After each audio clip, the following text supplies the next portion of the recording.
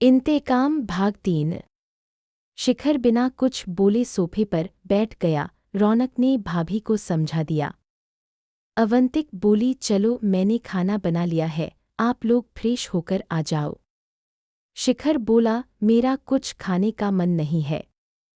रौनक बोला, भैया कल से आपने कुछ नहीं खाया, भूखे रहने से क्या होगा, खाना खाओगे तो सोचने की शक्ति मिलेगी। कुछ देर बाद तीनों डाइनिंग टेबल पर बैठे थे। खाना खाने के बाद शिखर और रौनक दोनों छत पर टहलने चले जाते हैं, क्योंकि अवंतिका ने बाहर जाने के लिए मना कर दिया था। शिखर और रौनक दोनों छत पर घूम रहे थे। अचानक शिखर की नज़र पहाड़ों के बीच में उस रास्ते पर जाती है जो जंगल को जाता है। उसे देखकर शिखर चिल्लाने लगता है, मैंने कुछ नहीं किया, मुझे छोड़ दो, मुझे छोड़ दो। रौनक उसे संभालता है, भैया क्या बात है, क्यों चिल्ला रहे हो? शिखर कहता है, वो मुझे बुला रहा है, वो मुझे मार देगा।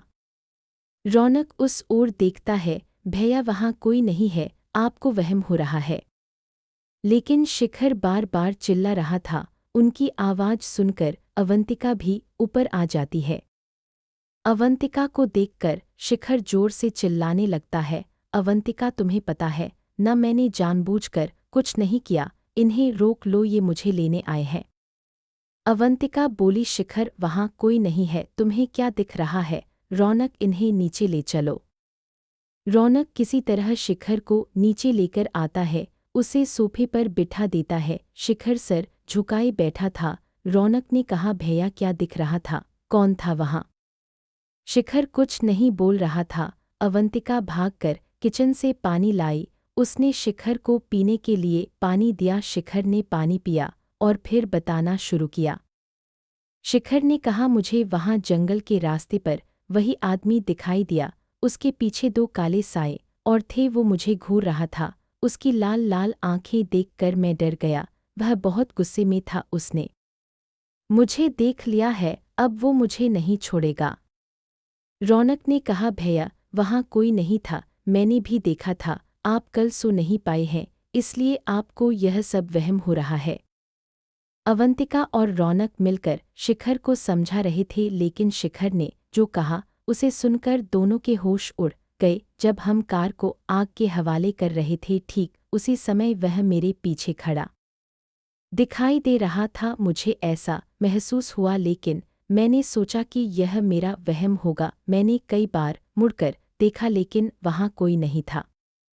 लेकिन मैं जैसे ही कार को देख रहा था, मैं रो रहा था। वह मेरे पीछे खड़े होकर हंस रहा था, जैसे उसका बदला पूरा होने वाला है। रौनक ने शिखर को कहा, लेकिन भैया मैं भी तो आपके साथ खड़ा था, मुझे तो कुछ भी महसूस नहीं हुआ। शिखर ने कहा, तुम इस सब में शामिल नहीं थे, गुनाह मुझसे हुआ है, सजा मुझे मिलेगी। रौनक, तुम एक काम करो, अपनी भाभी को लेकर मुंबई चले जाओ, मेरे साथ जो होगा मैं सह लूँगा। यह सुनकर अवंतिका रोने लगी। उसे रोता देखकर रौनक ने कहा, भैया हम आपको इस मुसीबत में छोड़कर कहीं नहीं जा रहे हैं, जो भी होगा हम सब मिलकर उसका सामना करेंगे। मैं कल माली काका से मिलकर इस समस्या का हल ढूंढने की कोशिश करता हूँ। अगले दिन सुबह शिखर और रौनक गांव की ओर चल दिए, लेकिन जैसे ही वे गांव के पास पहुंचे, वहां हाथों में लठ लिए 4 गांव वाले पहरा दे रहे थे। चारों गांव वाले उनके पास आए। उनमें से एक बोला, साहब हम आपको गांव में घुसने नहीं देंगे, आप पर नरपिशाचों का साया है, अगर आप गांव में आए तो हमारे गांव में भी नरपिशाच घुस आएंगे। शिखर बोला, तुम कौन होते हो हमें रोकने वाले? हमें माली काका से मिलना है। तभी एक काला मोटा आदमी लठ दिखाते हुए बोला, चले जाओ, नहीं तो तुम्हें यहीं ढेर कर देंगे। रौनक ने बात संभालते हुए कहा, भैया हम तो बस माली काका से मिलना चाहते हैं, आप उन्हें बुला दीजिए, हम उनसे बात करके चले जाएंगे। पहले वाले आदमी ने इशारे से दूसरे आदमी से माली को बुलाने के लिए कहा। वह चला गया। कुछ देर बाद माली काका को अपने साथ लेकर आ गया। माली काका, अरे साहब आप यहाँ क्या हुआ, सब ठीक है न? रौनक बोला, काका आप किसी को जानते हैं क्या जो इस सब से हमारा पीछा छुड़वा सके?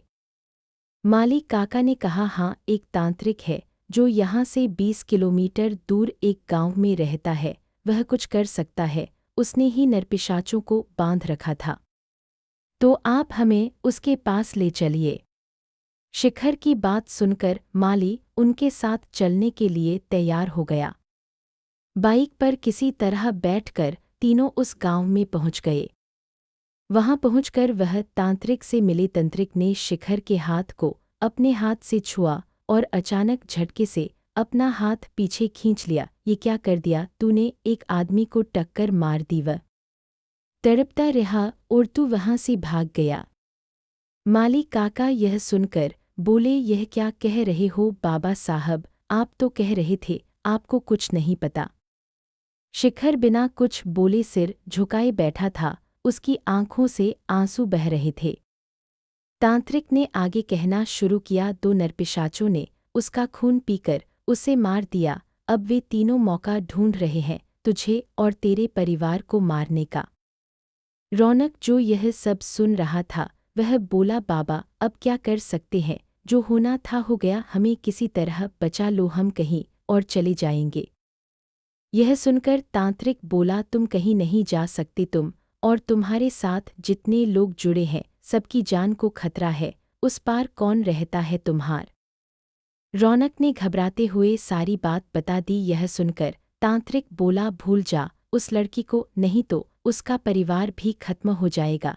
न वो कभी तुझसे मिलने आए और न तू कभी उससे मिलने जाएगा। और माली तू भी अपने गांव में रह, इनके घर मत जाना, अपनी जान प्यारी है तो इनसे दूर रह। माली घबरा जाता है, वह कहता है, बाबा आप तो कुछ भी कर सकते हैं, इनकी मदद कीजिए, बचा लीजिए इन्हें।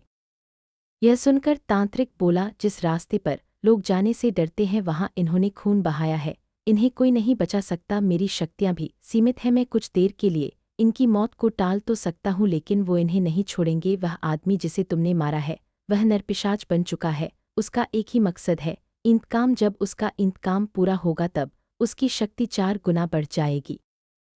तुमने अपने साथ यहाँ रहने वाले सब लोगों के लिए मुसीबत पैदा कर दी है। रौनक ने गिड़गिड़ाते हुए कहा, बाबा आप तो सब जानते हैं, मेरे भैया भाभी को बचा लीजिए। यह सुनकर तांत्रिक बोला, मैं कोशिश करके तुझे बचा सकता हूँ, भूल जा अपने भाई भाभी को, तू उस गाड़ी में नहीं था इसलिए तुझे बचा सकता हूँ, वो भी इस शर्त पर कि तुझे उस लड़की को भूलना होगा। गलती से भी तू उस रास्ते पर चला गया तो उन्हें पता लग जाएगा कि तू इसका भाई है और तेरे साथ साथ वो उस लड़की के परिवार को भी खत्म कर देंगे। रौनक यह सुनकर रोने लगा, उसका प्यार, उसका जिसके बिना वह जिंदा नहीं रह सकता था, उसे कैसे भूल सकता है। तांत्रिक ने आगे कहना शुरू किया, उस लड़की को कुछ मत बताना, नहीं उससे फ़ोन पर रिश्ता तोड़ दे। अगर उसे पता लग गया तो वह तुमसे मिलने आएगी। उसे और उसके परिवार को बचाना है तो दूर हो जा उससे।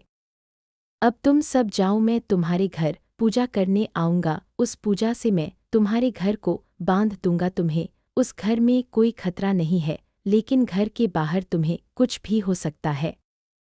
तांत्रिक की बात सुनकर तीनों वापस चल दिए। बाहर आकर माली ने कहा, साहब जैसा बाबा कह रहे हैं कर लो वरना कोई जिंदा नहीं बचेगा। मैं तो अब आपके घर आ नहीं सकता, नहीं आप मुझसे मिलने आना, जब भी कोई परेशानी हो तांत्रिक बाबा के पास पहुंच जाना। घर आकर शिखर सोफे पर बैठ गया। अवंतिका ने पानी लाकर दिया, पानी पीकर शिखर अपने कमरे में चला गया। अवंतिका ने रौनक से पूछा तो उसने सारी बात बता दी। अवंतिका अपने बेडरूम में पहुंची, शिखर आंखें बंद किए लेटा हुआ था। अवंतिका बोली, शिखर जब तक सब ठीक नहीं हो जाता हम घर में ही रहेंगे, क्या पता धीरे धीरे सब ठीक हो जाए। शिखर बोला, तुम लोग मेरी बात नहीं मानते, मुझे तो मरना ही है, तुम दोनों शहर मुंबई चले जाओ, मैं जिंदा बचा तो आ जाऊंगा, वहीं अमृता को बुलाकर रौनक की शादी करा देना, वहां रहोगे तो कुछ नहीं होगा। अवंतिका बोली, एक काम करते हैं, रौनक को भेज देते हैं, वैसे भी तांत्रिक कह रहा था वह रौनक को बचा लेगा, हमें कुछ हो भी गया तो रौनक तो बच जाएगा। अमृता को भी समझाकर वहीं भेज देते हैं। वे दोनों हमारे चक्कर में क्यों पिसे, हम दोनों साथ रहेंगे, जो होगा देखा जाएगा। शिखर ने हाँ में सर हिलाते हुए अपनी सहमति जता दी। यह सुनकर अवंतिका को कुछ तसल्ली हुई। वह बोली, चलो दोपहर हो रही है, खाना खा लेते हैं, मैं खाना लगा रही हूँ, आप आ जाओ, वहीं रौनक से बात भी कर लेंगे। यह कहकर अवंतिका किचन में चली गई और बाहर लगी हुई डाइनिंग टेबल पर खाना सजाने में व्यस्त हो गई। इधर अपने कमरे में पहुंचकर रौनक रोने लगा। वह अपने प्यार को कैसे भूल सकता था। एक तरफ उसके भैया भाभी मौत के मुंह में जाने वाले थे, दूसरी ओर उसका प्यार उससे छिन रहा था। वह तकिए में सिर छिपाए रोता जा रहा था। तभी अवंतिका ने आवाज दी, रौनक जल्दी से तैयार होकर आ जाओ, मैंने खाना लगा दिया है, तुम्हारे भैया भी आ रहे हैं। रौनक का बिल्कुल मन नहीं था खाने का, लेकिन अगर वह नहीं खाएगा तो शिखर भी नहीं खाएगा, इसलिए वह हाथ मुंह धोकर डाइनिंग टेबल पर पहुंच गया। कुछ ही देर में शिखर भी आकर बैठ गया। अवंतिका खाना परोस रही थी, तभी रौनक बोला, भैया क्या सोचा है आपने, अब हमें क्या करना चाहिए? ऐसा करते हैं, हम कुछ समय के लिए यहाँ से बाहर चले जाते हैं, मेरा मतलब है देश से बाहर, अमेरिका या लंदन, कहीं भी सेटल हो जाएंगे। शिखर ने गहरी सांस लेते हुए कहा, तुमने सुना नहीं, वो हमें कहीं नहीं जाने देंगे, हम दोनों का बचना मुश्किल है। लेकिन तांत्रिक भी कहा रहा था तुम्हें बचाया जा सकता है। मैंने और अवंतिका ने ये फैसला किया है कि तुम मुंबई चले जाओ, वही अमृता को बुला लेना और शादी करके सेटल हो जाना। हम बच गए तो आ जाएंगे, नहीं तो हमें भूल जाना, मैं तुम्हारे जाने का इंतजाम कर। रौनक बोला, एक बात आप सुन लो भैया, मैं आपको छोड़कर कहीं नहीं जाने वाला। जब आप दोनों नहीं रहोगे तो मैं जीकर क्या करूँगा? मैं आपको अपने माता पिता की जगह मानता हूँ। अवंतिका बोली, भैया हम भी तो आपको किसी कष्ट में नहीं देख सकते, कम से कम इस खानदान का वंश चलाने वाला कोई तो जिंदा बचे। मेरी बात मानो, जैसा तुम्हारे भैया चाहते हैं वो करो, क्या पता हम भी बच जाएं तो तुम्हारे पास आ ही जाएंगे। रौनक मानने को तैयार नहीं था। शिखर और अवंतिका बहुत देर तक उसे समझाते रहे। कहानी का अगला भाग सुनने के लिए चैनल को लाइक, शेयर और सब्सक्राइब करें।